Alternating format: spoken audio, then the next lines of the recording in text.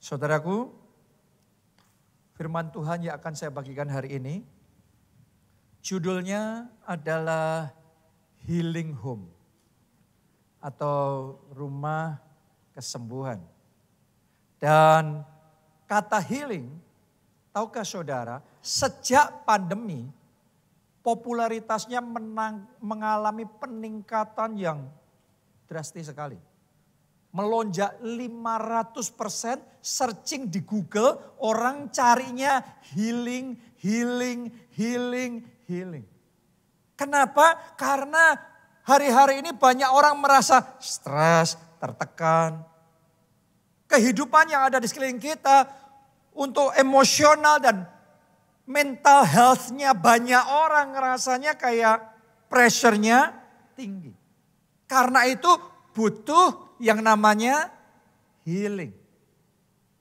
Dan healing antara satu orang dengan orang yang lain itu beda-beda. Mungkin buat bapak-bapak healing ngelakuin hobi tertentu. Buat ibu-ibu lain lagi, tapi ibu-ibu biasanya punya kesamaan. Healingnya apa ibu-ibu? Shopping, saudaraku. Nah itu healing yang bikin kantong bolong sih memang ya. Oke, ya dan buat sebagian orang healing nggak cukup kalau hanya jalan-jalan di dalam kota, harus keluar kota, bahkan harus keluar negeri. Buat sebagian orang healing artinya kalau nonton harus ke bioskop, nggak usah di rumah, nggak bisa di rumah. Kalau di rumah nonton bukan healing. Ya, buat sebagian orang lagi healing artinya ketemu sama teman-teman. Ya oke sih. Tapi hari ini saya mau ngomong sama saudara, semuanya baik, semuanya oke. Tapi tahukah saudara, rumah kita sendiri seharusnya menjadi tempat healing yang paling utama. Dan doa saya yang kayak gitu akan dikaruniakan Tuhan di dalam keluarga saudara. Saya berdoa untuk orang-orang di tempat ini, Anda juga yang mengikuti secara online melalui firman Tuhan ini, Anda terima anugerah untuk membuat rumah saudara jadi healing home, tempat healing yang akan mendatangkan pemulihan, penyegaran bagi jiwa kita dan kekuatan yang baru dalam kehidupan kita. Amin. Ya, buat sebagian orang healing, buat sebagian orang home, rumah itu enggak kayak gitu. Buat sebagian orang rumah itu bahkan menjadi tempat yang menyesakkan. Tempat yang membebani, tempat yang menakutkan, tempat yang horor, tempat yang dimana kalau ada salah sedikit kita kena lagi. Kalau ada salah sedikit kita kena lagi. Tempat yang penuh dengan kekecewaan. Tempat yang penuh dengan kepahitan, dengan luka hati. Tapi saya berdoa sungguh-sungguh melalui firman Tuhan hari ini. Roh Kudus akan bekerja di dalam keluarga kita masing-masing. Dan ketika Roh Kudus bekerja, perubahan akan terjadi. Ayo kita imani ya, perubahan akan terjadi. Sehingga rumah kita bisa menjadi tempat healing yang menyegarkan jiwa kita. Saudara mau rumah saudara jadi tempat healing? Amin. Nah pertanyaannya bagaimana mengubah rumah kita menjadi healing home? Kita mulai yang pertama ya. Kalau kita mau rumah kita jadi healing home, setiap anggota keluarga harus mengalami healing heart. Hatinya yang harus disembuhkan. Karena semuanya baliknya di hatinya dulu. Situasi rumah kayak gimana, rumah menyesakkan atau menyegarkan, itu balik lagi ke hatinya. Saya sendiri belajar itu saudaraku, sehingga kalau di rumah, kalau seharian saya merasa nggak enak, saya merasa nggak mood, semuanya serba salah, uring-uringan, saya langsung take a break dulu. Begitu saya sadar, saya langsung mundur dulu. Dan kemudian mengevaluasi, jangan-jangan bukan istri saya yang salah, bukan anak-anak saya yang salah, bukan staf di kantor yang salah. Jangan-jangan ada sesuatu yang salah di mana? Hati saya sendiri. Karena seberapa banyak dari kita ngerti, situasinya sama persis, orang ngomongnya sama persis, tapi kalau hatinya kita lagi capek, kemarin malam kita kurang tidur, kita lagi tegang, banyak pikiran, akhirnya kita jadi sensi. Kita jadi gampang marah, kita jadi bereaksi, omongannya sama, tapi kita sudah marah-marah. Anda setuju? Anda juga ngalami hal yang seperti itu? Biasanya kalau begitu saya sadar gitu, saya Saya membatasi diri untuk berinteraksi dengan yang lain dulu. Saya fokus untuk pemulihan saya sendiri dulu. Saya akan datang ke hadirat Tuhan, saya akan masuk ke hadirat Tuhan, saya akan mulai berdoa sampai saya terima kepenuhan dari Roh Kudus. Karena Daud ngomong, hanya dekat Allah saja aku tenang. Saya yakin tadi waktu kita masuk dalam penyembahan, kita semua dibawa masuk di dalam hadirat Tuhan. Saya tahu bahkan saat ini juga ketenangan ada di hati saudara. Kedamaian ada di hati saudara. Waktu Anda datang tadi ada banyak khawatirnya, ada banyak ketakutannya. Tapi saya tahu dalam hadirat Tuhan, ketakutan dipatahkan, ketakutan dihancurkan, dan yang digantikan dengan damai sejahtera. Benar? Dan kalau hatinya damai, hatinya tenang, kalau kita sendiri sudah pulih, hati kita sudah mengalami kesembuhan, nanti kita berinteraksi lagi. Omongannya sama, semuanya settingnya sama.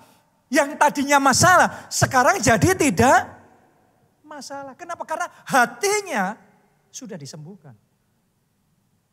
Ya, kadang-kadang bukan omongan orangnya yang membuat kita tersinggung. Karena situasinya hati kita yang membuat kita tersinggung. Ya omongannya kayak gitu sih. Tapi kalau hatinya kita lagi damai, penuh Roh Kudus, kasih Allah memenuhi hati kita. Omongan yang sama gak membuat kita tersinggung loh. Jadi fokusnya adalah pemulihan hati dulu. Dan kita gak bisa memaksa pemulihan hati sama orang lain. Sama pasangan kita, sama orang tua, sama anak-anak kita. Tapi yang kita bisa lakukan dimulai dari hati kita sendiri. Ayo kita baca ya. Firman Tuhan di Matius 11 ayat yang ke-28.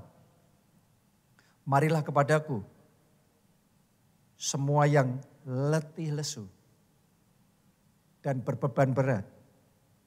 Yesus ngomong begini, aku akan memberi kelegaan kepadamu. Saya berdoa saat ini juga terima dengan iman kelegaan, ketenangan, kekuatan buat jiwa saudara. Karena ini yang akan terjadi dalam hadirat Tuhan, kita dapatnya lega. Berapa banyak orang dalam hidupnya sekian hari, sekian minggu, berbulan-bulan. Ada yang menahun gak pernah lega, hatinya geram, hatinya marah, hatinya pahit, hatinya dendam. Itu capek loh saudaraku hidup kayak gitu. Makanya di gereja kita itu kita ngadain yang namanya retreat encounter. Itu sebuah retreat yang kita desain secara khusus. Setiap pesertanya punya konselor masing-masing, dilayani dua hari 1 malam. Dan dari retreat yang pernah kita adakan 95% peserta itu pulang dengan kesaksian rasanya plong. Jadi beban yang sudah bertahun-tahun dibawa tapi tanpa sadar, ketika itu semua diberesin, hidup itu jadi ringan. Dalam hadirat Tuhan ada pemulihan. Jadi saya ajak saudara, ayo di momen, bahkan sekarang ya, ini lagi momen liburan. Mari kita gunakan momen ini untuk banyak mendekat sama Tuhan, banyak berdoa. Karena di momen ini kan lagi libur nih. Anda punya waktu lebih banyak untuk berdoa. Anda punya waktu lebih banyak untuk minta Roh Kudus memenuhi hati saudara. Sehingga dari situ Anda mendapatkan kelegaan yang baru. Kalau kemarin-kemarin rasanya isinya capek, letih, berbeban berat. Tapi Anda akan melihat loh, bahkan kita baru berapa menit menyembah Tuhan aja, Anda kerasa enggak? Sebagian atau bahkan sepenuhnya keletihan, kelesuan saudara sudah diangkat. Dan kalau Anda sediakan waktu lebih lama, Roh Kudus akan merecharge saudara. Sehingga Anda hidup itu bukan setiap hari hidup rasanya capek, terus capek, lagi ngomongan sebentar capek, lagi aktivitas sebentar capek. Banyak orang hidupnya pokok selalu capek. Tapi mulai hari ini saya berdoa semua jemaat keluarga Allah di tempat ini. Fresh every day. Karena Tuhan memberi kelegaan, Tuhan memberikan penyegaran kepada saudara. Amin. Itu yang pertama. Yang kedua, kalau kita mau healing home ada di rumah kita, butuh yang namanya rekonsiliasi. Boleh enggak semuanya katakan rekonsiliasi? Kita baca ya, Maleakhi 4 ayat yang ke-6. maka ia akan membuat hati bapak-bapak berbalik kepada anak-anaknya dan hati anak-anak kepada bapak-bapaknya supaya jangan aku datang memukul bumi sehingga musnah. Artinya yang Tuhan rindukan adalah rekonsiliasi terjadi. Saya nggak tahu Anda datang ke tempat ini sedang seperti apa situasi keluarga saudara. Hubungan Anda seperti apa dengan keluargamu. Tapi saya percaya Roh Kudus mau beracara dengan kita pribadi lepas pribadi di tempat ini. Kalau ada di antara saudara yang hubungannya lagi bermasalah sama papa saudara. Atau sama mama saudara. Saudaraku, ini Tuhan mau hati bapak-bapak berbalik kepada anak-anak. Hati anak-anak berbalik kepada bapak-bapak. Saya percaya bukan cuma bapak sama anak loh.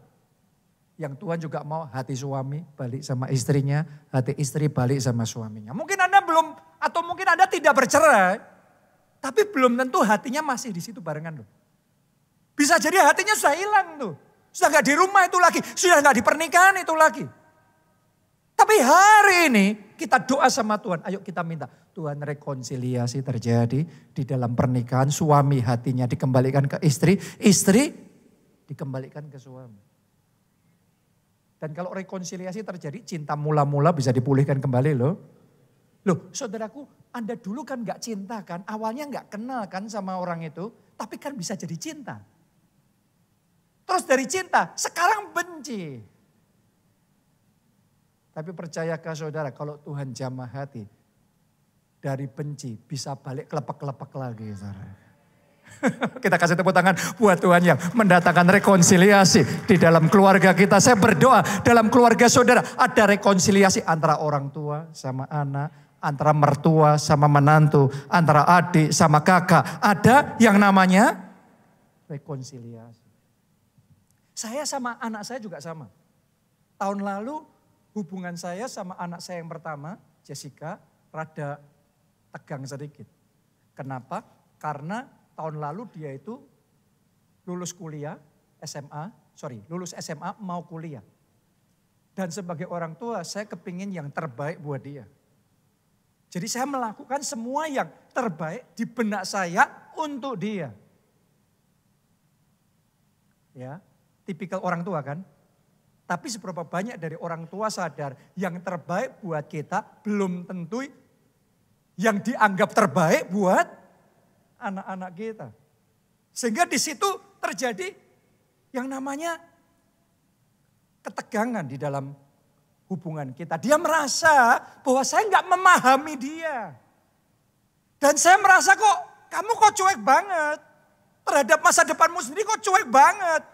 Padahal saya sudah ngerti harusnya begini begitu. Kenapa? Karena kita sudah melalui jalur itu. Kita ngerti cara mainnya gimana. Kita ngerti step-step berikutnya apa. Kita ngerti idealnya gimana. Tetapi yang ideal buat saya belum tentu ideal buat dia. Sehingga karena dia merasa saya nggak memahami dia. Akhirnya gantian dia memboikot saya. Anak saya itu bukan tipe memberontak saudaraku. Ya. Tetapi dia punya cara untuk memprotes saya. Yang saya sebut memboikot tadi. Yaitu dengan cara apa? Pokok semua yang saya suruh enggak dia lakuin. Sengaja enggak dia lakuin. Saya suruh. Jawabnya iya, tapi sudah itu aja. Padahal saya tipe pemimpin yang kalau saya ngomong harus dilakuin. Sekarang sama anak sendiri tidak dilakuin. Nah Anda bisa tahu itu tari-tariannya seperti apa itu. Dan saya tahu sampai di satu titik, oh ini diteruskan hubungan malah rusak. Sampai di satu titik saya paham, saya narik diri sedikit, kemudian saya mulai berdoa dan minta hikmat dari Tuhan. Tuhan ajari aku untuk bisa mengerti anakku ini. Dan saya mulai mengubah cara saya komunikasi sama dia. Saya mulai ngomongin sama dia bukan untuk menyampaikan yang terbaik menurut saya yang harus dia lakukan. Tapi untuk mendengarkan apa yang dia mau. Untuk memahami perspektifnya, pemikirannya, kerinduannya, dan keberadaannya, dan plusnya, dan minusnya juga. Bukan cuma itu, saya berusaha untuk memahami anak saya dari sisi istri saya. Karena biasanya kan mama lebih ngerti sama anaknya. Ya. Bukan cuma itu, saya bicara sama adiknya dia. Ya, anak saya yang kedua. Kenapa? Karena saya kepengen untuk mengerti perspektif dari anak. Karena seringkali kan kita cuma perspektif orang tua. Tapi saya mau dengar dari perspektif anak kayak gimana. Jadi dari kerinduan seperti itu, saya mulai bertanya, saya mulai mendengarkan, perspektif saya mulai berubah. Hanya dengan perspektif berubah itu saudaraku ya, hati kita lebih bisa memahami, hati kita lebih bisa menerima, omongan bisa lebih enak. Dan sampai itu pelan-pelan kemudian hubungan mulai menjadi cair kembali, hati mulai terbuka kembali. Dan kemudian pemulihan terjadi di dalam hubungan kami ya. Dan sejak saat itu hubungan kita komunikasinya jadi bagus sekali. Saya sama dia bisa pergi berdua, makan di restoran. Dan kita bisa ngobrol lama. Sampai orang kalau ngelihat kita mungkin saya punya pacar baru gitu kali. Apalagi dia kan sudah lebih tinggi dari Pastor Nita sekarang ini. Ya, dan di restoran kita cuma berdua aja. Kita bisa ngobrol sampai 3 jam. Sampai sekian jam. Mungkin mbaknya di restoran juga mikir ini orang apa. Enggak pergi-pergi. Nanti sudah habis semuanya pesan es teh lagi.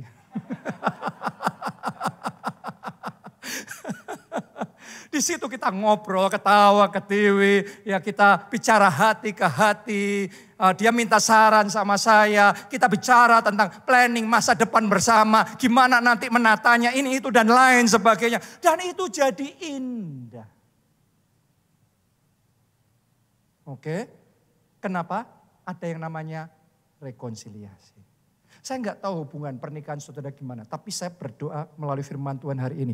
Rekonsiliasi terjadi dalam pernikahan. Rekonsiliasi terjadi dengan orang tua saudara. Rekonsiliasi terjadi dengan adik saudara. Dengan kakak saudara. Karena firman Tuhan berkata, sungguh alangkah baiknya. Sungguh alangkah indahnya. Bila saudara seiman.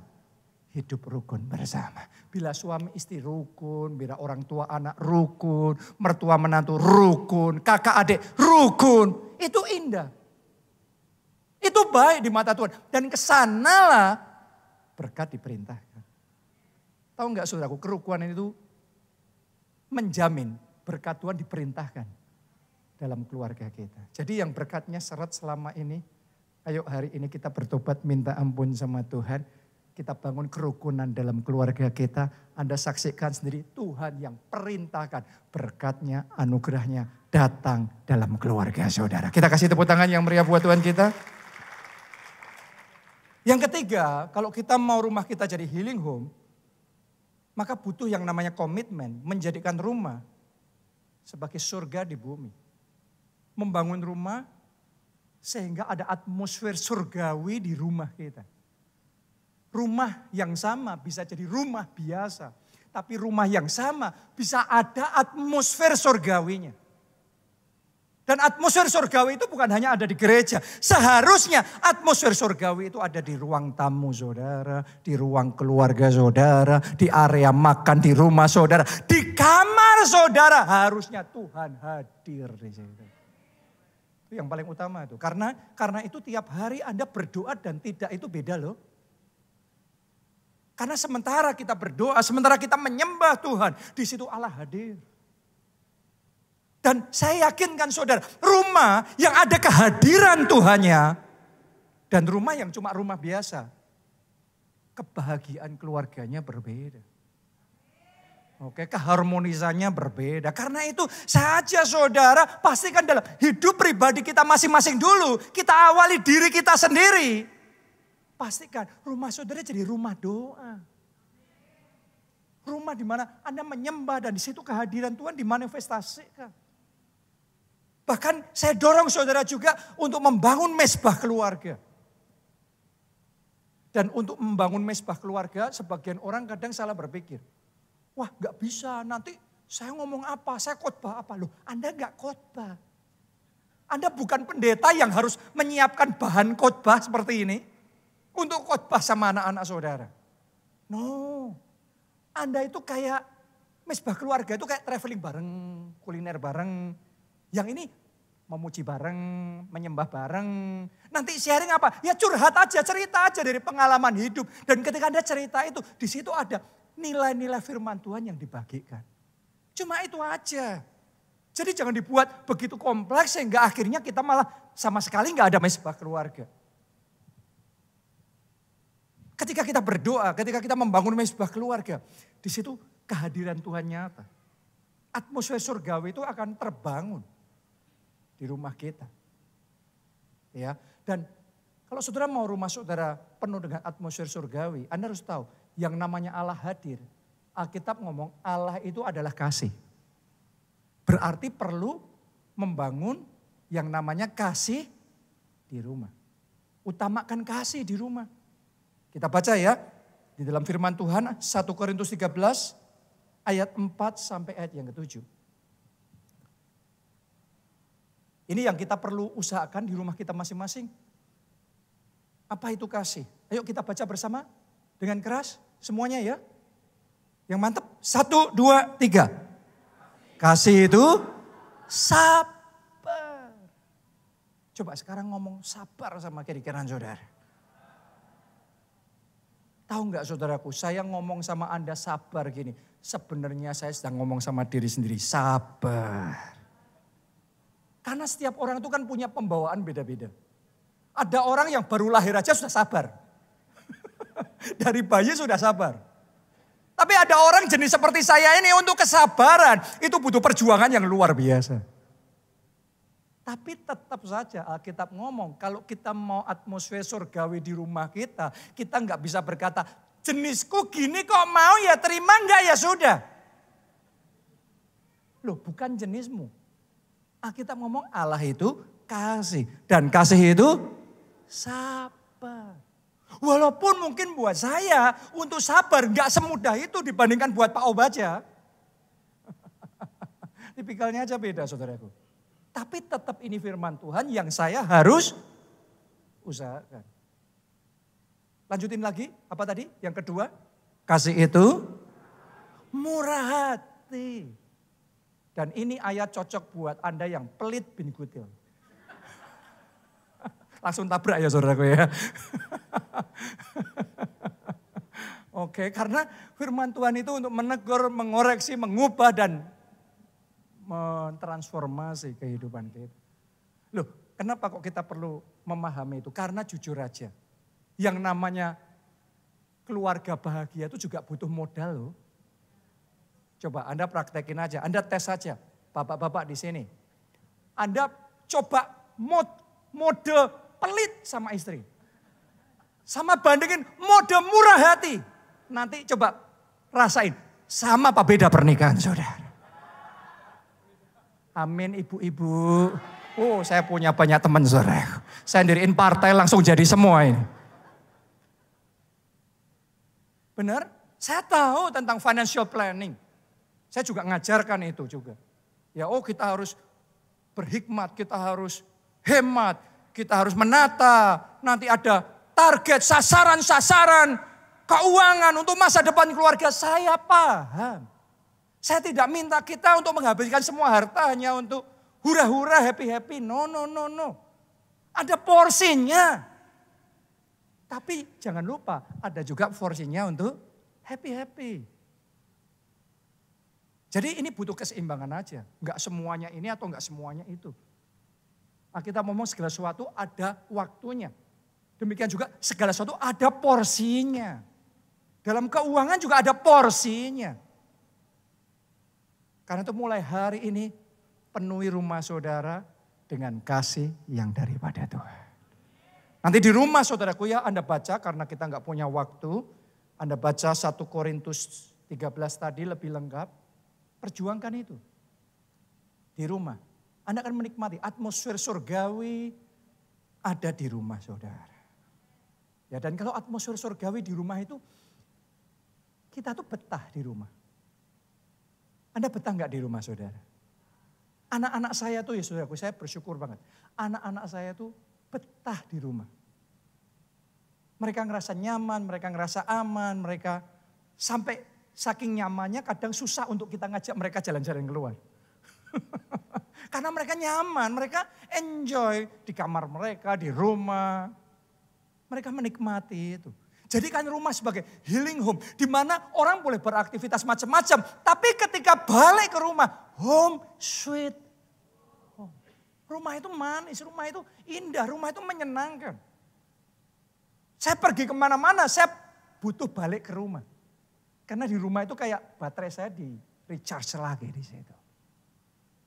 Ya, saya pergi ke hotel mana yang bagus-bagus. Tapi there is nothing like home. Kalau keluarga kita kayak gitu, saya yakinkan saudara Anda akan menikmati sukacita dalam keluarga saudara. Anda akan menikmati heaven on earth. Surga di bumi. Bersama dengan keluarga saudara. Yang keempat, kalau kita mau healing home, dalam rumah kita, belajar mengucap syukur. Oke, dan kita hanya bisa mengucap syukur atas keluarga kita, kalau kita itu bisa melihat positifnya dan baiknya keluarga kita. Ini saudara sudah tahu toh, tapi sebagian tahu tapi nggak tahu. Tapi suami saya itu, nah itu. Artinya kita belum bisa melihat, tahu tapi nggak tahu. Orang kalau bisa melihat yang positifnya lebih, yang baiknya lebih, orang itu ngomongnya lain. Memang suamiku punya kekurangan ini, tetapi dia suami yang hebat. Dia suami yang luar biasa. Loh, saudaraku, ngelihat positif itu adalah di tengah jelek-jeleknya masih ngelihat baiknya. Oke. Sebaliknya, kalau kita nggak mampu ngelihat baiknya, mau baik pun yang dilihat serba jelek. Contoh, kisah anak bungsu yang terhilang yang diceritakan Tuhan Yesus. Saya tanya sama saudara, dia punya bapak yang baik apa jahat? Bapaknya baik, penyayang, penuh perhatian, rumahnya indah, rumahnya besar, ini keluarga kaya raya, tersedia semuanya. Bapaknya ini murah hati, sama pegawai-pegawainya aja. Dia tidak menahan. Dia ini bapak yang luar biasa. Tapi kadang-kadang ada momen bapaknya sudah luar biasa. Anaknya nggak mampu melihat itu semua. Sehingga buat anaknya, ini rumah ini apaan? Dia merasa kebahagiaannya di luar. Dia merasa healingnya di luar. Bukan di rumah. Di rumah sudah luar biasa tapi dia nggak tahan. Dia nggak betah, dia maunya di luar. Kenapa? Karena dia tidak bisa melihat yang baiknya. Bahkan yang super baik pun dilihat jelek. Matanya tertutup. Baru setelah dia keluar, dia ngalami sendiri yang di luar. Dan kemudian dia jatuh, dia di titik terendah dalam hidupnya. Alkitab mencatat, maka teringatlah dia sama bapaknya. Dan dia berkata, di rumah bapakku ada banyak makanan. Bapakku sama karyawannya semuanya disediakan. Tapi aku di sini mati kelaparan. Kadang-kadang butuh kehilangan dulu. Baru mata ini bisa terbuka ngelihat. Ternyata bapakku baik. Ternyata rumahku indah. Ternyata keluargaku luar biasa. Hari ini saya ingin ajak saudara. Dan saya mau berdoa juga buat saudara. Semua yang ada di tempat ini. Gak perlu nunggu ngalami kayak gitu dulu. Tapi mulai hari ini biarlah mata rohani kita dicelikkan. Untuk bisa melihat yang baik dari istri kita. Yang positif dari suami kita, dari orang tua, dari anak-anak kita, dari keluarga kita. Keluarga kita yang terbaik. Belajar mengucap syukur. Saya happy sama keluarga saya, bukan karena keluarga saya sempurna. Sekalipun keluarga saya keluarga pendeta. Tapi tidak sempurna. Tapi dalam ketidaksempurnaan itu, ada hal-hal yang indah, yang luar biasa, yang Tuhan karuniakan sama keluarga kami, yang membuat saya mengucap syukur. Tapi itu hanya bisa terjadi kalau saya bisa melihat yang baiknya, yang positifnya, yang indahnya. Mungkin saudara akan mendebat saya dan berkata, ya pasti Pak Jo happy, gimana tidak, punya papa aja, Pak Ob aja. Sebagian ngomong seperti itu. Tapi coba saudara berpikir ya, apakah semua anak pendeta besar ngelihat bapaknya seperti itu? Ada berapa banyak anak pendeta besar yang bertengkar besar, skandal besar sama bapaknya? Keluarga pendeta loh. Sebagian ngomong lagi ya pasti Pak Jo happy, gimana tidak. Punya istri aja kayak Pastor Nita. Jangan salah saudaraku. Kalau suami istri yang satunya dominan, yang lainnya cuma ngikutin, itu lebih gampang. Tapi suami istri dua-duanya dominan. Kalau bertengkar itu seru luar biasa. Ini ngomongnya sama-sama kenceng nih. Oke, ya. Jadi orang itu akan selalu melihat rumput tetangga lebih hijau. Semua orang itu punya pergumulan masing-masing. Tapi sementara saya melalui pergumulan saya sendiri, cara saya melihat, perspektif saya menentukan saya bisa mengucap syukur apa tidak. Kalau saya perspektifnya salah, punya bapak sebaik itu pun, saya akan anggap enggak baik. Punya istri sebaik itu pun, seideal itu pun, saya akan anggap tidak ideal, tidak baik. Kayak anak bungsu tadi, bapaknya super baik, tapi dia nggak bisa ngelihat itu. Oh, kiranya mata rohani kita dicelikkan dan dibukakan untuk melihat yang baik dan yang indah dalam keluarga kita. Keluarga yang Tuhan kasih ini, keluarga yang terbaik. Karena itu ayo kita belajar mengucap syukur sama Tuhan. Amin. Yang terakhir, yang kelima. Saya undang pemain musik ya, maju ke depan. Jadilah keluarga yang kreatif. Ya, jadi kreatif itu kebalikan dari monoton ya. Kalau kita mau happy home, kalau kita mau healing home, mari kita buat sesuatu yang kreatif. Manusia itu saudaraku butuh monoton, konsisten, tapi juga butuh kreativitas, butuh variasi. Dua-duanya itu kebutuhan manusia. Gak bisa variasi terus, gak bisa konsisten terus. Yang pokok adalah konsistennya. Tapi dari konsisten itu tetap butuh yang namanya variasi. Itu jiwa manusia. Kita diciptakan tuh kayak gitu. Ya, itu sebabnya di rumah kalau kita mau happy, let's do something yang kreatif. Anda coba ngebayangin kalau saudara ada dalam keluarganya Nuh. Yang ada di dalam bahtera. Ketika air bah itu melanda seluruh bumi, sudah tahu nggak? Di bahtera itu Nuh bersama keluarganya berapa lama? Setahun kira-kira. Setahun tuh nggak bisa kemana-mana. Cuma di bahtera, lu lagi. Tiap hari, mau kemana? Melarikan diri kemana? Dan coba Anda bayangin, mereka di situ sama mbak. Itu produksi kotorannya tiap hari berapa banyak. Itu bersihnya gimana, itu baunya gimana. Kalau mereka hanya melakukan yang konsisten, yang monoton gitu-gitu terus. Betapa membosankannya dan setahun itu kayak penjara setahun. Tapi saya percaya di momen yang seperti itu, Nuh bersama dengan keluarganya pasti menemukan cara-cara untuk menikmati momen yang bersama itu. Sama-sama ada di sana, sama-sama mesti mengurus binatang-binatang itu.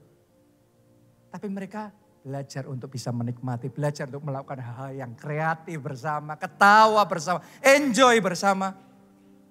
Di situ ada sukacita. Sekarang ini momen liburan ya.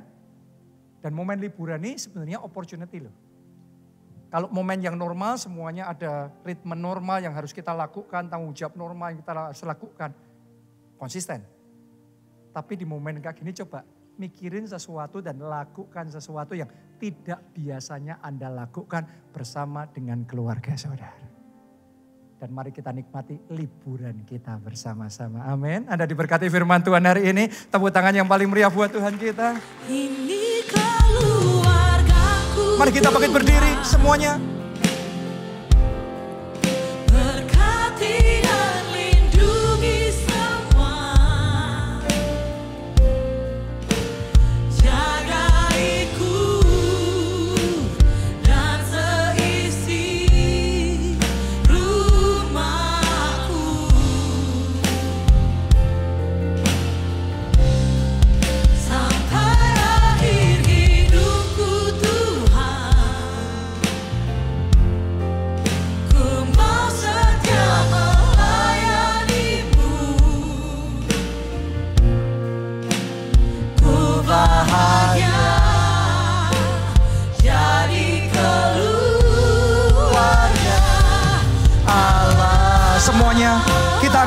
tangan kita.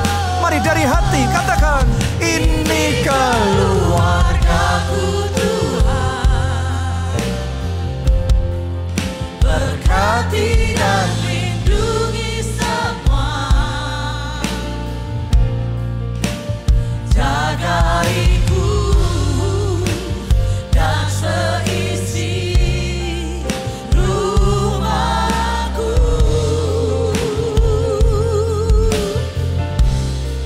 sampai akhir hidupku Tuhan.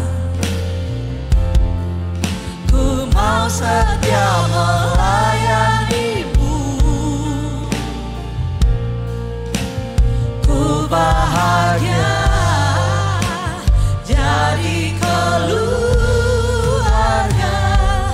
Allah.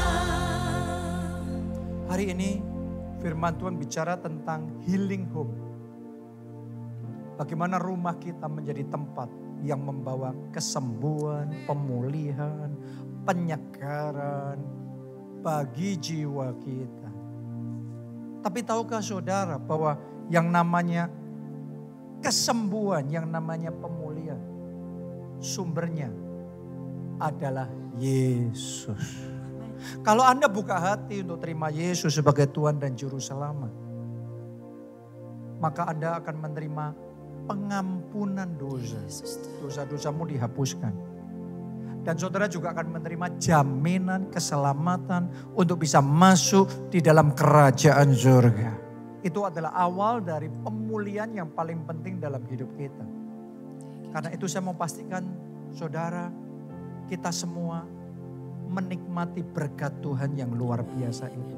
Anda yang mau itu, mari kita angkat dua tangan kita, ikuti doa ini. Katakan, Tuhan Yesus, masuklah dalam hatiku. Masuklah dalam hatiku. Jadilah Tuhan dan Juru Selamatku. Jadilah Tuhan dan Juru Selamatku. Ampuni dosa-dosaku. Ampuni dosa-dosa. Selamatkan aku ya Tuhan. Selamatkan aku ya Tuhan. Mulai sekarang. Mulai sekarang. Hidupku milik Yesus. Hidupku milik Yesus. Aku mau ikut Yesus. Aku mau ikut Yesus. Melayani Yesus. Melayani Yesus. Seumur hidupku. Seumur hidup. Dan aku percaya. Dan aku percaya. Aku sudah diselamatkan. Sudah diselamatkan. Terima kasih Tuhan. Terima kasih. Pakai aku. Pakai aku. Untuk menyelamatkan keluargaku. Untuk menyelamatkan keluarga. Dan sebanyak mungkin orang. Sebanyak mungkin. Dalam nama Tuhan. Dalam nama Yesus.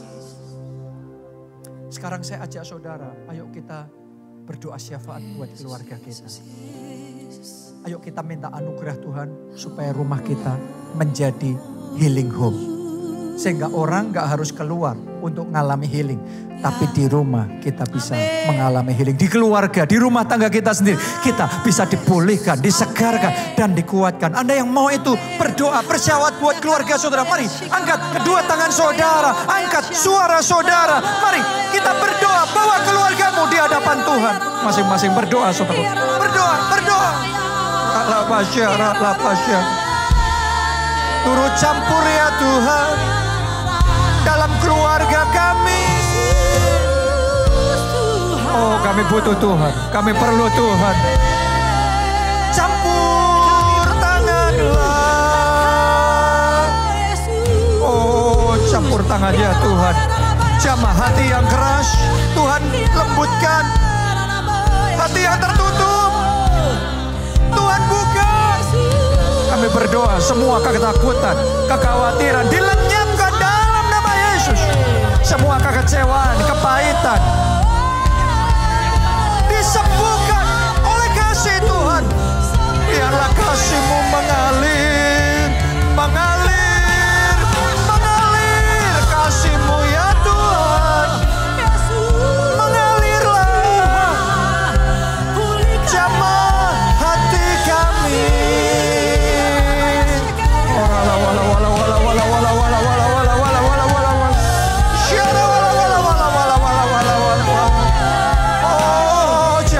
Kami Tuhan jamah penuhi dengan kasih-Mu, kasih-Mu ya Tuhan. Mengalirlah, mengalirlah, jamah kami. Mari berdoa saudaraku, bagi keluarga masing-masing, bagi orang tua, bagi anak, bagi pasangan kita. Berdoa, berdoa.